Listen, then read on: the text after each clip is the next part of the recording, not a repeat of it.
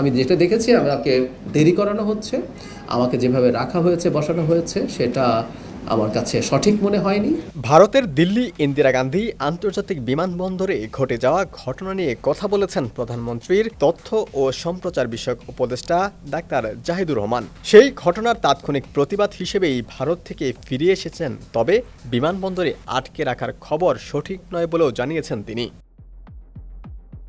তিনি জানান, এই ঘটনা দুই দেশের সম্পর্কে কোনো প্রভাব ফেলবে না। ভারতের সঙ্গে যৌক্তিক সম্পর্ক চায় বাংলাদেশ, তবে দেশের আত্মসম্মান বিকিয়ে কোনো সম্পর্ক সরকার করবে না।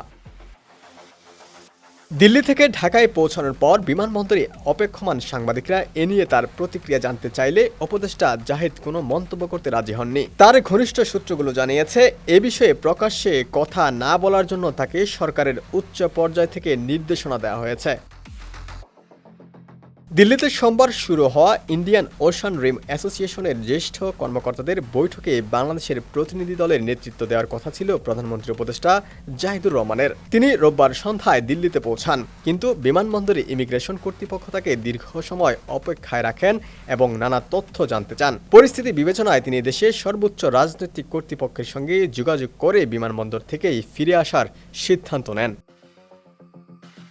সূত্রগুলো বলছে, ডাক্তার জাহেদ এ সফরে সাধারণ পাসপোর্ট ব্যবহার করেছিলেন। যদিও প্রতিমন্ত্রীর মর্যাদা সম্পন্ন হয় তার কূটনৈতিক পাসপোর্ট পাওয়ার কথা।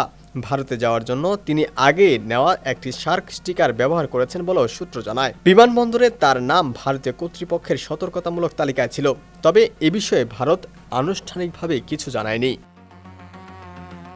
গতকাল সকালে সাংবাদিকদের প্রশ্নের জবাবে পররাষ্ট্রমন্ত্রী খলিলুর রহমান ঘটনাকে অনাকাঙ্ক্ষিত ও দুঃখজনক বলে উল্লেখ করেন। তিনি বলেন, বিষয়টি নিয়ে পররাষ্ট্র মন্ত্রণালয় যথাযথ ব্যবস্থা নিচ্ছে এবং সরকারের সিদ্ধান্ত পরে জানানো হবে। ডেস্ক রিপোর্ট, সমকাল।